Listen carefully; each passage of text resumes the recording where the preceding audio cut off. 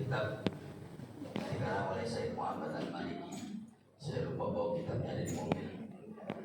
Nama judul kitabnya Maza fi Sya'ban. Ada apa dengan bulan Sya'ban?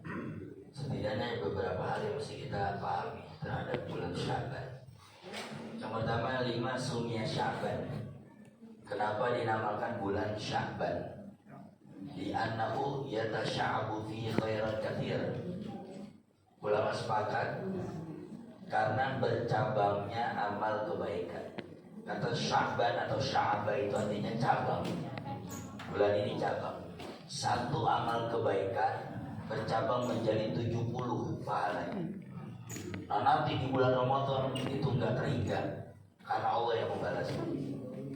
Jika di bulan-bulan biasa kita ngaji mendapat 10 kebaikan, di bulan Sya'ban ini 70 hingga 100 kebaikan.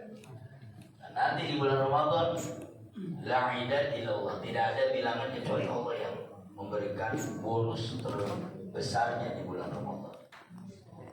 Yang pertama itu yang terjadi di bulan Sya'ban. Yang kedua adalah tahwilul qiblah. Berpindahnya kiblat dari Masjidil Aqsa ke Masjidil Haram itu di bulan Sya'ban. Ayat Qur'annya Bismillahirrahmanirrahim. Qad nara taqalluba wajhika fis sama' falanwalliyannaka qiblatan tardaha fawalli wajhaka syatral Masjidil Haram. Qad nara taqalluba, sungguh kami, Allah menggunakan redaksi kami itu. Sungguh kami, berarti bukan Allah sendiri. Sungguh kami melihatmu. Siapa kami? Allah dan para malaikat. Qad nara taqalluba wajhika fis sama'. Sungguh kami, aku Allah dan para malaikatku melihat Nabi mendongakkan wajahnya ke langit 17 bulan lamanya. Maksudnya apa? Menengadah ke langit setiap malam-malamnya 17 bulan. Jadi dari perintah Isra Mi'raj turun, enggak langsung ngadep Masjidil Haram belum, masih ke Masjidil Aqsa. 17 bulan sholat menghadap ke Masjidil Aqsa. Sehingga Rasulullah meminta kepada Allah agar kiblat ini falan waliyannaka qiblatan tardaha. Yang dimintakan sama Nabi agar kiblat ini pindah. Inilah pangkat Nabi Muhammad. Coba kita lihat. Falan waliyannaka, maka sungguh kami akan pindahkan kiblat tardoha. Apa tardoha? Sekehendakmu. Coba itu. Ditawarin Nabi, emang mau kemana ngadep kiblat? Silahkan maunya sampean kemana nih? Tapi Nabi gak ego. Kalau Nabi ego, ke Madinah aja, tempat beliau sampai meninggal dunia. Kan tardoha itu maunya kemana? Sehingga Nabi Muhammad meminta wali wajhaka syatral Masjidil Haram. Jadi proses pemindahan kiblat butuh 17 bulan Nabi minta sama Allah di setiap malam-malamnya. 17 bulan berarti 1 tahun 5 bulan. Nah, kita minta kaya baru tahajud 2 rakaat malah kuliah kulhu ya Allah. Pengen kaya, proses bos, proses pakai proses mau juga. Kenapa Nabi meminta kepada Masjidil Haram? Karena beliau memahami Masjidil Aqsa itu ada 3 agama. Repot kalau menghadapkan sholat ke Masjidil Aqsa. Ada 3 agama di sana, Yahudi, ada Nasrani. Sehingga Nabi pengen kembali ke gaiden awal. Apa gaiden awal? Perjuangan awal Adam alaihis salam, yaitu Masjidil Haram, di mana di situ ada Ka'bah al-Mukarramah wal Musyarrafah. Begitu. Jadi Nabi Muhammad dipindahin kiblatnya terjadi di bulan Sya'ban. Sekalipun begitu, fa ainama tuwallu fathamma wajhullah. Sekalipun kiblat itu ada di Masjidil Haram, yaitu Ka'bah, boleh saja kita tidak menghadap kiblat, boleh. Pada posisi apa? 1, di kendaraan, ala rahilah. Di kendaraan boleh aja kita nggak menghadap kiblat. Ya, tapi dalam keadaan sholat sunnah. Mana saya bilang di sini, Amr bin As lagi boncengin Nabi Muhammad di atas ontanya. Kemudian Nabi Muhammad nunduk, bangun, nunduk, sampai nunduknya itu kena pundaknya Amr bin As. Maka kata Amr bin As, saya tahu beliau lagi sholat. Masya Allah. Ya, Nabi gak banyak ngomong, nunduk begini. Oh ternyata beliau sholat sunnah di kendaraan. Jadi boleh bapak-bapak sambil bawa mobil nunduk, boleh. Jangan nunduk tabrakan. Bawa mobil. Kalau disupirin, iya. Jadi boleh saja kalau sholat sunnah seperti sholat duha sambil nunggu macet-macet, atau sholat sunnah apa, mau sholat taubah, sholat istighfar di atas kendaraan boleh. Di busway gitu, mau sholat ba'diyah zuhur, karena belum ba'diyah zuhur, boleh kan? Boleh saja. Habis zuhur kabur langsung, belum sholat. Nah, tapi masih punya wudhu di atas busway, boleh sholat. Ya, kalau sholat sunnah, kalau sholat wajib boleh dihormati waktu. Nanti waktunya sampai ke kiamat diganti. Nah, sholat yang tadi di mobil itu namanya lihurmatil waktu. Sholat hormat waktu. Artinya jangan sampai meninggalkan sholat. Ini bulan Sya'ban, bulan pindah kiblat. Kalau buat saya, ini pangkat Nabi Muhammad, Masya Allah ya. Kiblat sekehendak dia. Ada dua tawaran Pak. Nabi Muhammad itu ditawar, yang pertama itu kiblat. Lebih awal lagi waktu beliau dilemparin batu di Taif oleh pemuda Taif. Yang sekarang ini kalau kita city tour ada batu mau jatuh di tepi, nah itu batu itu tadi digelindingin apa pemuda Taif, di bawahnya Nabi Muhammad. Sekarang di bawahnya ada musola mungkin segede ini. Di atas ada batu tuh. Nah itulah batu saksi mata di mana batu itu gak jadi jatuh, karena ada Nabi Muhammad itu mau dijatuhin tuh sama pemuda Taif. Karena beliau udah bersandar tuh di batu tersebut. Nah sekarang tempat beliau bersandar jadi musola. Bahkan dalam riwayat, dan ini banyak vlogger-vlogger itu kita alhamdulillah itu batunya melunak demi menjadi sandaran Nabi Muhammad seperti ini. Akhirnya apa pemerintah, kenapa musola itu ditutup? Tahu sendiri orang Indonesia nggak boleh lihat tempat keramat, dikerokin tuh batu. Kerokin, biar dagangan pecelnya lah laris. Jadi apa urusannya batu sama pecel? Wallahu alam. Apa urusannya batu sama dagangannya? Wallahu alam. Tapi dasar dia makanya sekarang digembok, tadinya dibuka. Iya, karena ada batu. Nah ketika Rasulullah SAW dalam keadaan di titik nadirnya sampai beliau berdoa, Allahumma ilaika ashku dhafi wa qillati wa hawani ala nas ila man takiluni ila aduwin malakat waqi wa ila ba'idin ya tajahamuni in kunta bika alai ghadifa la ubali. Kalau bahasa kitanya, ya Rabb, hari ini aku mengaku kelemahanku. Allahumma ilaika ashku dhafi wa qillati wa hawani ala nas. Saya udah gak sanggup, berdarah-darah Rasulullah ditakolin sama pemuda Taif. Sekarang terserah, kalau kata Nabi Muhammad, kalau memang kau ingin matikan saya di tangan musuh saya, terserah. Atau kau lempar saya jauh dari sini, terserah. Asal kau tidak marah ya Rob, saya fine-fine aja. Ya Allah ya. Itu ulama sufi mengatakan tingkat tawakalnya Nabi itu. Itu tingkat tertinggi tawakalnya Nabi. Dipasrahkan seluruh urusan. Mau saya mati di tangan musuh atau kau lempar saya ke tempat yang jauh, saya G aja ya Rob. Nah ini dia. Kalau kita kan ngatur Allah, betul gak? Ya Rob, minta jodoh ya Rob. Jangan yang bawel, yang mancungan dikit buat memperbaiki keturunan, yang putihnya langsat ya Rob. Kita ngatur Tuhan ya gak? Begitu dapat yang cakep, cerai, selingkuh, betul gak? Naudzubillah min. Nah, ada rumah tangga Pak. Mohon maaf, suaminya jelek, istrinya jelek, sampai mati bertahan, nggak pernah ribut. Kau bisa? Saya teliti, dua-duanya gagu, nggak pernah ribut sedetik pun rumah tangganya. Ya Allah. Oh, ya. Jadi kita kadang-kadang ngatur Tuhan sih. Lihat Nabi Muhammad, terserah saja sampai. Dan riwayat itu turun malaikat jibal, turun malaikat gunung yang akan membalikan pemuda Taif. Ditawarin tuh, Nah inilah kata wala saufa yu'tika rabbuka fatarda banyak. Jadi Allah suka menunjukkan kasih sayangnya kepada nabinya yang satu ini, kata-kata tardo, sekeredoanmu. Hei Muhammad, saya diutus oleh Tuhanmu. Kalau kau pengen saya terbalikin itu pemuda Taif, mati semua tuh pemuda Taif.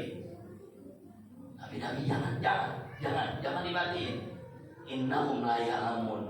Dia orang nggak tahu urusan. Saya berharap dari pemuda Taif itu nanti keturunannya. Makanya banyak dari Taif sekarang ulama-ulama. Itu doa Nabi. Coba kalau dulu dibasmi sama Nabi Muhammad. Kira-kira Pak Suranta ditapolin orang di depan masjid. Ya, oleh Yahudi ke Nasrani ditapolin. Kemudian turun malaikat. Haji, beres nih urusan binalilu. Lagi berdarah kira-kira bilang kan? Jangan, saya berharap dari keturunannya. Kayaknya kata Pak Suranta, terbalikin semua Jibril. Jangan sisain. Ya Allah, tidak begitu dengan Nabi Muhammad. Sehingga Nabi Muhammad itu menangguhkan setiap doa beliau untuk dijawab demi nanti. Ada satu waktu di mana penangguhan keridhaan Allah kepadanya itu diminta. Ya Rabb, saya ridho kalau semua umat saya masuk surga. Allah. Itu kan permintaan macam apa tuh? Kamu mau apa Muhammad? Enggak, di dunia ini saya enggak mau apa-apa. Saya mau menuntut doa saya kepadamu ya Rabb di akhirat. Manakala ada orang nurul iman mau masuk ke neraka, tolong jangan masukin dia ke neraka. Kurang apa Nabi sama kita? Kitanya kagak tahu diri, betul kan? Begitu adanya Nabi Muhammad sama kita. Nah, barangkali bukan gak tahu diri. Anak-anak muda itu nggak mau ngaji. Coba kalau ngaji, jadi tahu lebih banyak di warung kopi daripada mengaji. Akhirnya mereka tahunya hidup semanis gula aren, tidak semanis janji Nabi Muhammad Sallallahu Alaihi Wasallam. Jadi dia kiblat sekeredoan Nabi, doa ditangguhkan sekeredoan Nabi untuk nanti umatnya yang mau masuk neraka mendapat syafaat Nabi Muhammad. Masya Allah. Yang kedua, bulan Syaban adalah bulan diangkatnya amal. Siti Aisyah bertanya kepada Rasulullah. Bukan bertanya. Beliau menyatakan tidak ada puasa lebih baik dalam sebulan kecuali puasa Ramadan. Dan tidak pernah aku lihat Nabi Muhammad paling banyak puasa sunnah dalam satu bulan kecuali di bulan Syaban. Sehingga bulan Syaban yang mau puasa satu bulan penuh boleh. Ketika ditanya kenapa ya Rasulullah, hadis Usama bin Zaidnya, engkau berpuasa satu bulan penuh. Apa kata Rasulullah? Aku pengen amalku diangkat di bulan Syaban. Nah, dari situlah hadis tentang dalil amal diangkat di bulan Syaban. Nabi mengatakan, wa inni uhibbu ayyurfa'allahu amali wa ana shaim. Saya pengen amal saya diangkat, saya lagi puasa. Cakep besok malam Jumat. Malamnya nisfu Syaban, Kamis siangnya kita puasa. Cakep. Jadi diangkatnya amal ketika kita lagi puasa. Kebetulan besok ya, hari Kamis kita puasa, malam Jumat kita nisfu Syaban. Jadi Kamis ya, buka puasa, jangan pakai makan, udah ditungguin di masjid. Buka aja ini kagak buka, makan apa mindo. Nyampe ke masjid kelar deh, habis deh. Ya. Ini kadang-kadang malam nisfu Syaban unik ya. Sholatnya kagak bawa air segalon, betul kan? Sholat ke masjid kagak. Lembangan malam nisfu Syaban dibawa air. Mau ngapain? Baca Yasin 3 kali. Saya mau tanya, hebatan baca Yasin 3 kali apa sholat maghrib 3 rakaat? Sholat maghribnya kagak. Bawa galon 3 biji. Paling depan lagi. Lembangan baca Yasin tidur lagi. La haula wala quwwata illa billah. Di sini bikin gak besok? Banyak masjid yang udah gak bikin. Ya, nggak tahu mereka dari mana perubahan-perubahan banyak. Saya keliling-keliling masjid banyak yang sudah gak bikin. Ustaz, setelah kami teliti hadis dhaif, maka kami menyetop peringatan nisfu Syaban. Ya sudah tidak apa-apa, ya. Bagusnya itu sunnah saja. Itu kan ada di dalam riwayat Imam Baihaqi, riwayat Abu Daud itu di kitab saya, kitab Madzhab Syaban. punyanya Sayyid Muhammad. Kalau mereka mengatakan itu dhaif, kita serah saja. Kalau bagi kami, kita yakini hadis ini sahih, makanya kita jalani hadisnya. Wah, Ustaz kenapa sih baca Yasin? Enggak mesti Yasin, mau baca Quran, pokoknya malam nisfu Sya'ban hidupkan gitu. Jangan sampai kita sia-siakan. Ya. Boleh baca Al-Baqarah 3 kali boleh. Nah sekarang persoalan pertanyaannya, boleh nggak sih mengulang Yasin 3 kali begitu? Ada nggak larangan dalam Al-Quran dan hadis mengulang-ulang Quran? Ada nggak larangannya? Saya mau nanya, taraweh, kulhu diulang-ulang nggak? Ulang-ulang kan? Di sini berapa rakaat taraweh? 11, berarti 11 kali ngulang, betul? Jadi tidak ada Yasin, Yasin, Yasin, boleh aja. Yang nggak boleh diganti Yasun, Yasun diganti, nggak boleh. Kalau mengulang-ulang boleh, ya. Jadi salamun qaulan mir rabbir rahim, salamun qaulan mir rabbir. Nggak ada istilah larangan mengulang ayat, nggak ada. Boleh-boleh saja. Jadi itu yang kedua, malam atau bulan diangkatnya amal audit general. Dalam 1 tahun terjadi di malam nisfu. Langit punya 2 hari raya, langit, yaitu malam Lailatul Qadar dan malam nisfu Sya'ban. Langit itu. Jadi langit punya hari raya dia. Maksudnya apa? Hari besarnya langit adalah malam Lailatul Qadar, di mana lebih baik daripada 1000 bulan. Bahkan dalam riwayat begitu malaikat turun, makanya rembulan gak kelihatan, bintang gak kelihatan, saking jutaan malaikat turun ke bumi. Jadi riwayat Ibnu Katsir mengatakan malam Lailatul Qadar ditandai dengan tidak ada rasa dingin, tidak ada rasa panas, sejuk-sejuk saja, dan tidak kelihatan bulan temaram. Kenapa? Karena turunnya malah malaikat. Dalam tafsir Ibnu Katsir, Masya Allah, banyak sekali tanda Lailatul. Itu satu, malam Lailatul. Yang kedua, malam nisfu, di mana diangkatnya amal seluruh hamba itu di malam nisfu Sya'ban.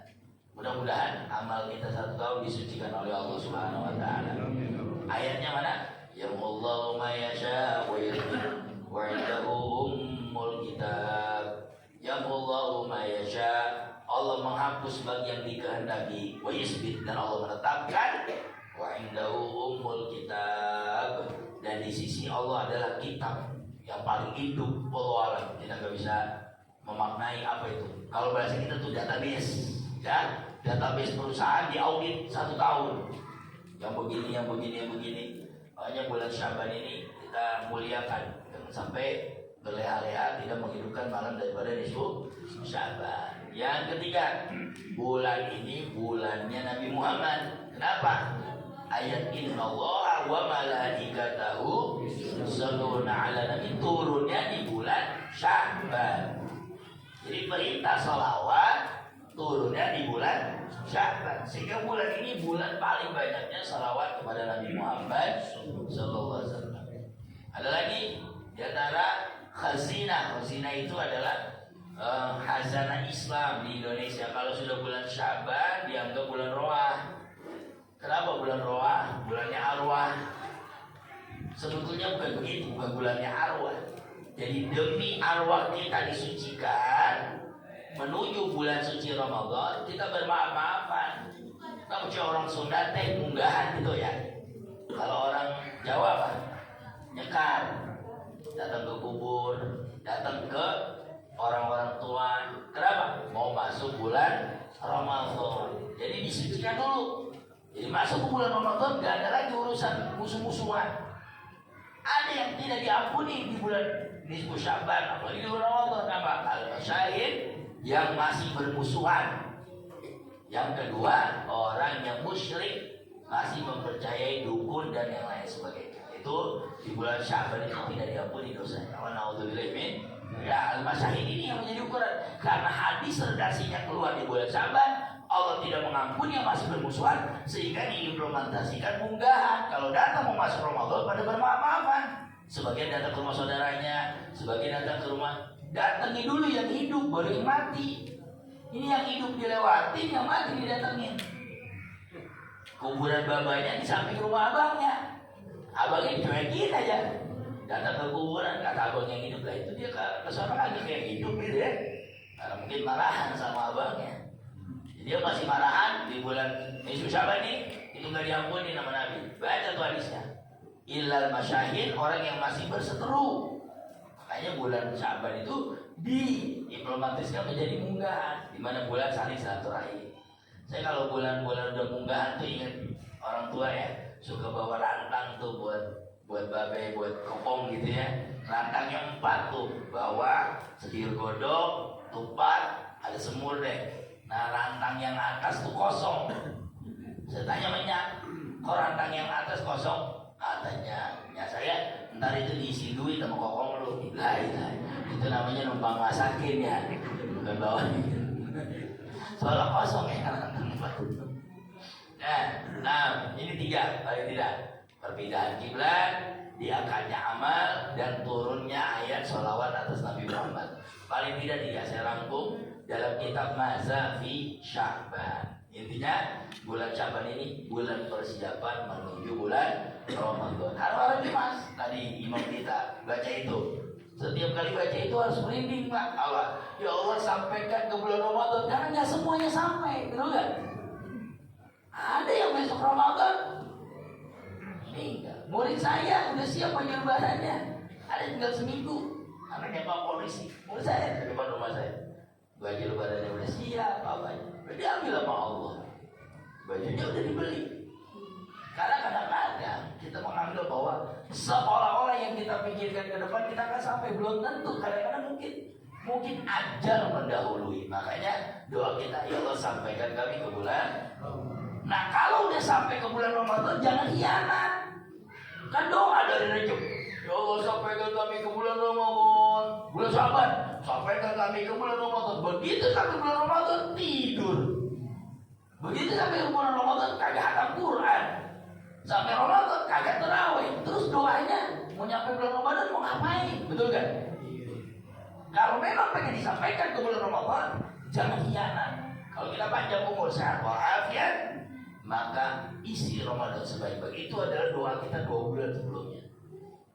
Nah, Bismillahirrahmanirrahim. Sekali kita baca hadisnya. Mohon maaf nanti saya tidak bisa ikut sholat isya berjamaah. Sudah ditunggu di Trikora TNI AU acara peringatan di Sumber. Kalau di Abri Pak, 7.8 gitu. Jadi habis sholat isya langsung kaya. Makanya saya ngebut bentar. Biar saya sholat isyanya di Trikora. Bismillahirrahmanirrahim. Wa 'anil Mughirah bin Syu'bah anna Rasulullah sallallahu alaihi wasallam qala inna Allah harrama 'alaikum uquqal ummahat wa wa'dal banat wa man'an wahad wa kayyalakum qila wa qal wa kasratas su'al wa idha'atal mal muttafaqun alaih. Yang saya bawakan ini adalah hadis yang saat ini banyak dilakukan orang-orang ya. Yang pertama, kata Mughirah bin Syu'bah, beliau meriwayatkan bahwa Nabi bersabda, sesungguhnya Allah mengharamkan atas kalian durhaka kepada ibu ummahat. Rata-rata anak durhaka sama ibunya. Kalau sama bapaknya nggak durhaka, betul kan? Seorang bapak lebih kuat daripada ibunya, yang karena anaknya merasa superior, ibunya lemah, akhirnya ibunya dimusuhin. Juga istri kadang-kadang sama suami juga durhaka. Ya, ada berita yang mencengangkan kita Pak. Seorang istri menggetok suaminya pakai martel sampai meninggal gara-gara nggak ngasih uang belanja. Ya Bu, benar nggak Bu? Makanya Pak, ntar malam saya saranin pakai helm. Ini digetok kita begini kita. Ya. Iya. Perempuan itu memang mesti dilindungi karena dia berpikir dengan perasaan. Kalau kita kan berpikir dengan otak kita ya, yang bermain pikiran kita, bukan nafsu dulu. Kalau perempuan kan beritanya 1, nyampenya 3. Tuh berita nyampenya 3 juta, sampai suaminya 1 juta. Kalau duit habis, kalau berita nambah. Itu begitu sudah azal ini. Sehingga Nabi bilang, jaga perempuan-perempuanmu dari didurhakai oleh anak-anak, baik anak lakimu atau anak perempuan. Ya, Allah mengharamkan kalian durhaka kepada ibu, karena yang biasa disakitin adalah ibu. Kalau bapaknya masih kuat, ya, motor udah dicuci, mau arisan, Atau mau kondangan bapaknya, pas belok, pas balik ke depan, motor udah kagak ada. Mana motor? Gak taunya dibawa perjakanya. Bapak paling cuma bisa nustada sama astagfirullah segitu aja. Cuma kalau ibu la haula wala quwata. Dan ibu itu saya lihat seorang perempuan itu budayawan, Pak. Sekalipun mereka juga sejarawan, percaya sama saya. Perempuan itu sejarawan, bisa mengungkit masa-masa yang dulu kan. Dulu kamu begini Pak, dulu kamu begini. Kitanya udah lupa, emang ya. Maka perempuan banyak ahli sejarah mereka. Nah, hati-hati bikin sejarah sama perempuan, mereka ahli sejarah. Ingat. Katanya dulu janji kita tahun lalu bisa dibacain sekarang Pak. Janji kita, katanya mau dibawa ke Ancol. Lah, aku kok kapan ngomongnya? Dulu waktu pacaran di Bogor Bambu. Masya Allah, udah 30 tahun masih diingatin. Perempuan adalah ahli sejarawan mereka tanpa tanda ijazah. Ya. Wadal benar dan menghina orang perempuan. Bagaimana menghina anak-anakmu yang perempuan? Tidak membiarkan mereka pakaiannya terbuka. Ya, pakaiannya terbuka, malu. Ya. Bikin anak perempuan kita malu. Ada orang tanya kepada saya, Ustaz, bagaimana kalau perempuan saya sudah saya suruh anak perempuan saya pakai hijab, tapi dia tidak mau, ya, dia tidak mau. Tugas kita membimbing, memberitahu. Di hadapan Allah udah gugur. Itu yang penting, dibimbing terus, diberitahu agar tugas sebagai orang tua sudah gugur di hadapan Allah. Tinggal terserah dia. Sama kayak Pak Quraisy. Saya kira Pak Quraisy ya yang banyak digadang-gadang Najwa yang nggak pakai jilbab dianggap beliau tidak menghalalkan hijab. Bukan itu, secara hukum hijab itu ada persoalan di kalangan ulama. Mana sih yang betul-betul hijab gitu? Yudnina alaina min jalabib, diturunkan jilbabnya, maka jilbab ini menjadi bias. Kalau beliau dalam tafsirnya, kalau kita lihat gampang, lihat aja tayangan beliau di Metro TV itu tentang Pak Quraisy tentang hijab gitu ya. Beliau kan ahli mufasir tuh. Kan yang bilang, oh itu anaknya saja tidak pakai hijab gitu ya. Nanti di persidangan Allah SWT tugas kita mengingatkan anak ya. Tugas kita mengingatkan, bukan untuk memaksakan. Tapi insya Allah lama-lama kalau diingatin, insya Allah, apalagi dipuji ya, dia pakai jilbab. Ya Allah, adek cantik banget kalau pakai jilbab. Kalau di muka pakai jilbab, kalau nggak pakai jilbab, aduh, kok kalau nggak pakai jilbab kamu jelek ya dia. Tapi kalau pakai jilbab, jadi dirangsang perasaannya. Dan kalau dia sudah pakai hijab, jangan dihina, ya. Dirangsang, dia punya ketaatan dan hidayah itu dirangsang. Jangan sampai kita membiarkan anak perempuan kita naudzubillah dari ayahnya pakaiannya para nabi, anaknya pakaiannya seorang naudzubillah min, anak dan bapak dan emaknya pakai mukena, pakai sorban berangkat ke masjid, anaknya berangkat ke mall, udelnya kemana-mana. Jadi dikatakan orang tuanya pakaian seperti para nabi dan syuhada, tapi anaknya dengan pakaian malah bisusayati naudzubillah min. Sekalipun masih ada anak kita yang belum dapat hidayah, tidak apa-apa. Yang penting terus kita ajak, ya, terus kita suruh. Sebagian ulama mengatakan wajib, termasuk Imam Syafi'i, setidaknya muka dan telapak tangan. Ini muka dan telapak tangan ukurannya. Mau pakai cadar, alhamdulillah. Kalau pakai cadar juga bagus. Tanggung, pakai mukena sekalian, memang nggak silakan. Mana-mana pakai mukena, ya. Yang penting melepuh tubuhnya, jangan kelihatan. Waman dan saling mencegah. Maksudnya apa? Jadi mencegah orang dalam kebaikan, wahan sebaliknya menyuruh orang kejahatan. Itu man'an wahan, itu lawan dari ta'muruna bil ma'ruf wa tanhauna 'anil munkar. Apa tuh man'an? Mencegah orang baik. Orang mau ngaji dihalangin. Mana Ji? Mau ngaji di mana? Temenin gue bentaran apa? Ngaji bisa besok. Nah itu dia tuh orang itu.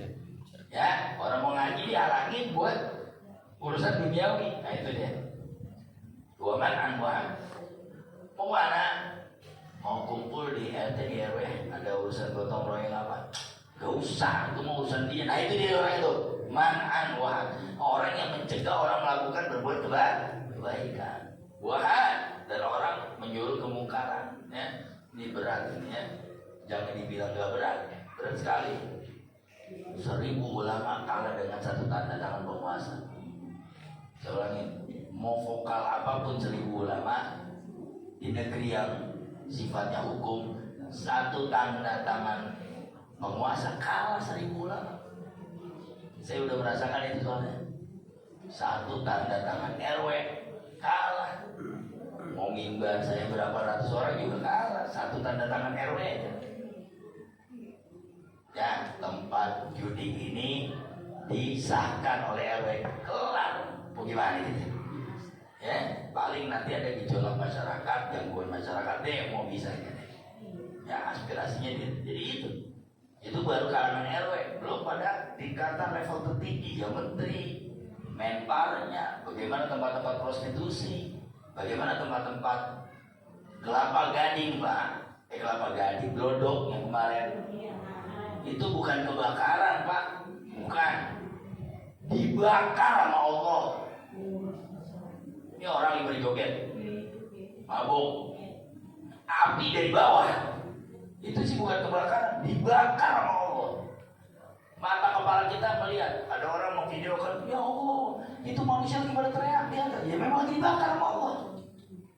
Wattaqu fitnatan la tusibanna alladziina zalamu minkum khassah. Dan takutlah kamu kepada satu fitnah. Satu fitnah itu maksudnya satu bala bencana yang kalau udah kena bukan cuma dia doang, semuanya kena. Kalau tidak ada yang ta'muruna bil ma'ruf wa tanhauna 'anil munkar, harus ada yang mencegah, harus ada orang kayak Habib Rizik, harus ada, Pak. Ya, tapi juga harus ada orang yang ngademin masyarakat. Jadi harus berimbang. Kalau nggak ada orang kayak Habib Rizik, kemungkaran di mana-mana. Ya, harus ada orang yang tanhauna 'anil munkar. Ada aduan, di situ ada prostitusi, masuk ke meja Satpol PP, masuk ke meja polisi, ulama kasih rekomendasi, ini masyarakat resah, umat resah, begitu. Harus ada yang begitu, jangan zikir doang.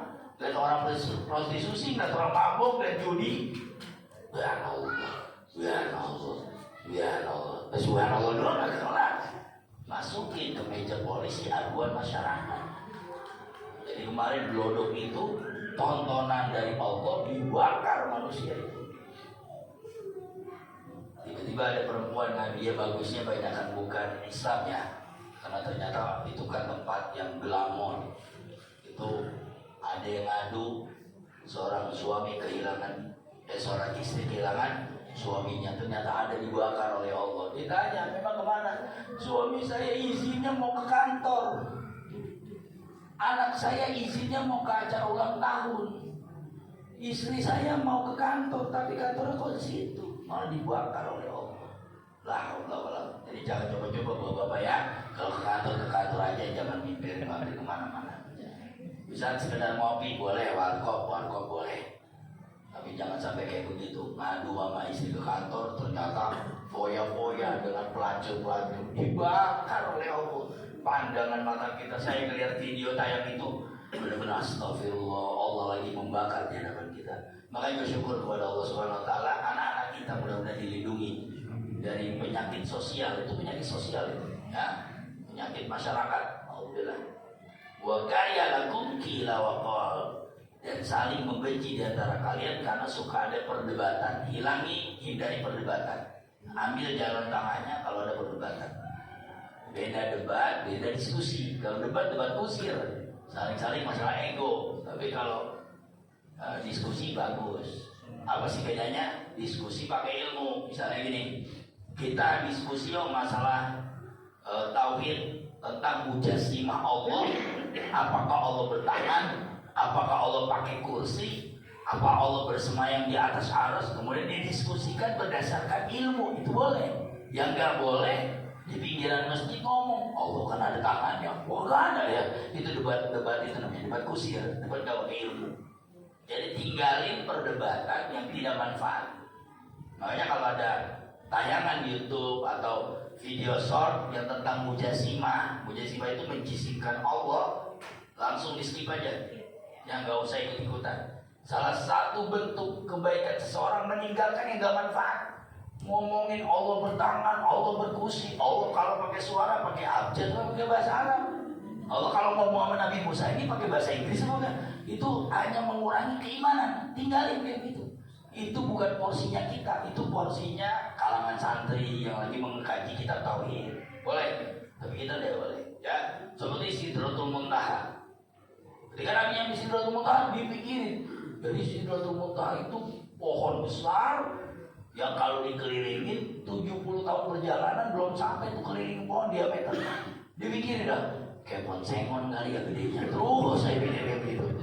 Ya gak bisa, itu Nabi mujassimah. Sepanjang Nabi ceritakan, itulah kemampuan Nabi untuk menceritakan kepada umat. Lebih dari itu kan disuruh berhenti soal. Ya, idza qala man khalaqa kadza, idza qala man khalaqa kadza. Kalau ada bicara siapa yang menciptakan ini, siapa yang menciptakan ini, siapa yang menciptakan ujung-ujung, siapa yang menciptakan Allah, maka berhenti. Setan udah ambil bagian. Kalau sudah ada perbincangan tentang zat Allah, berhenti di situ.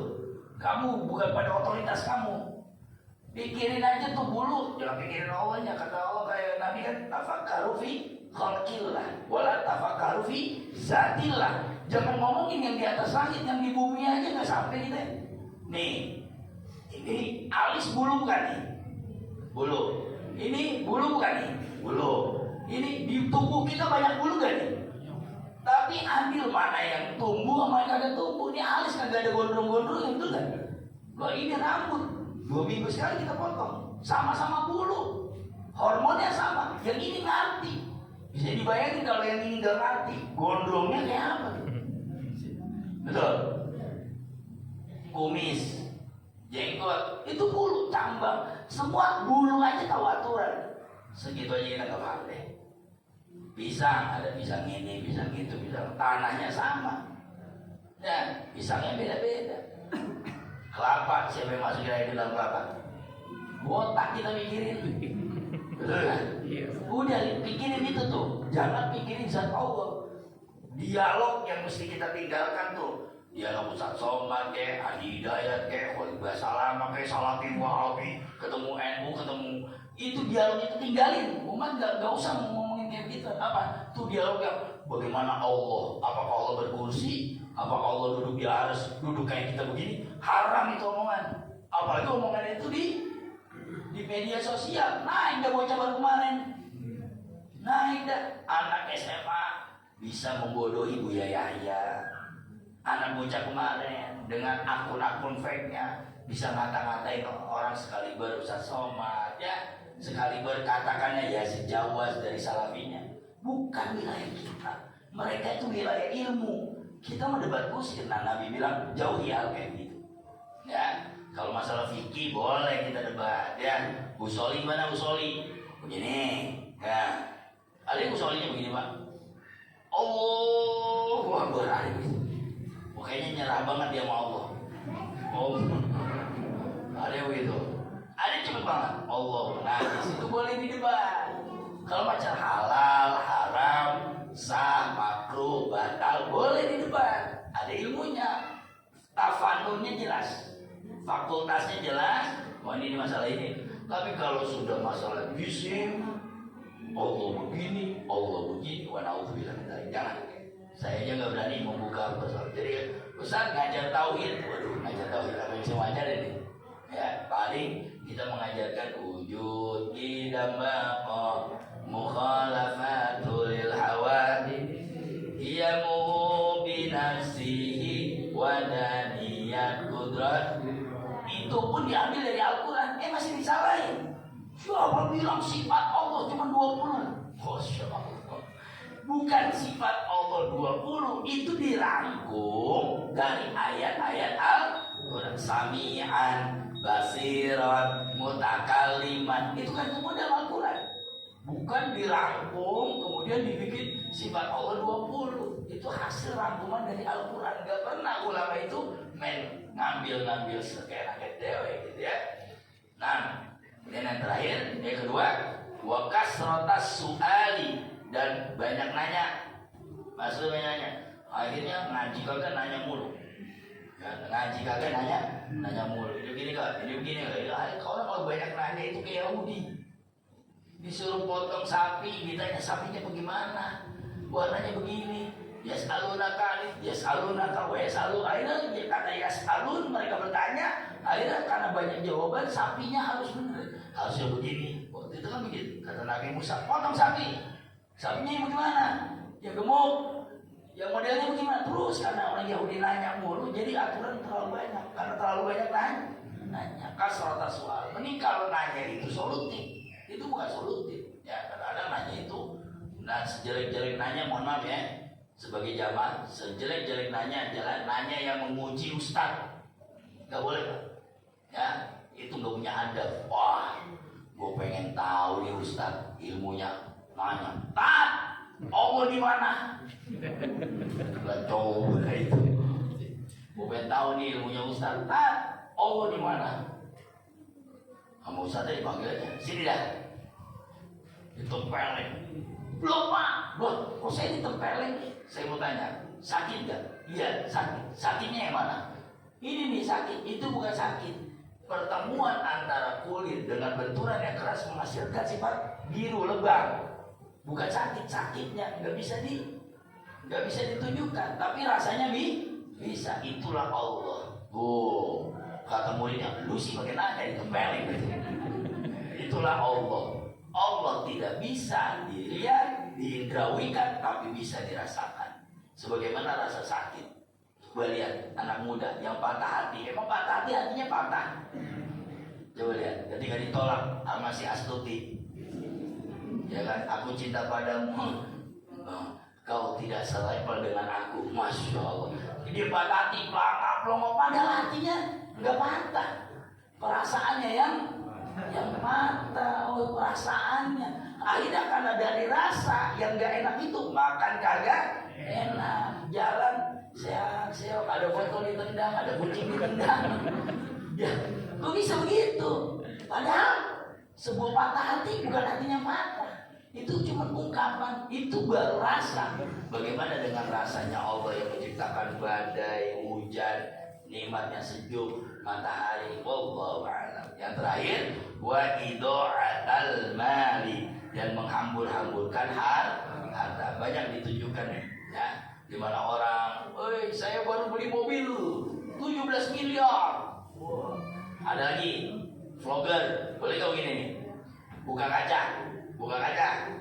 Bang, maaf gak ada recehan ya. Nih TV ada bira. Bang, maaf gak ada recehan. Nih handphone. Masya Allah. Bagus gak begitu?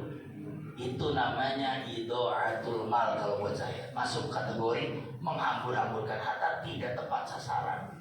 Dan niatnya juga bukan buat beramal, buat konten, betul gak? Buat konten. Kalau mau beramal gak usah. Bang TV, apa yang benar itu bukan begitu. Bang, kerja apa? Dengan harga TV, gimana kalau saya kasih usaha? Jangan parkir begini. Coba jualan es. Saya kasih usaha, jualan pop es, jualan apa nih, saya modalin seharga TV, nih saya harga TV 2 juta, ayo modal. Itu yang betul. Waduh, kalau buat saya maksudnya idha'atul mal begitu. Yang ada lagi orang, akhirnya umat Islam ini mengeksploitasi orang miskin. Dan orang miskin banyak jadi dimiskinkan. Karena menjadi miskin itu nikmat.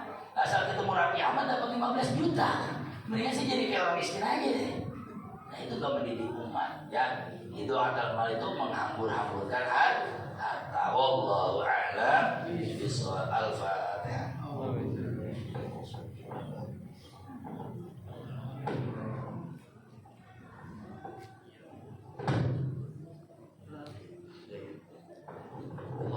Sayyidina Muhammad wa ala sayyidina Muhammad.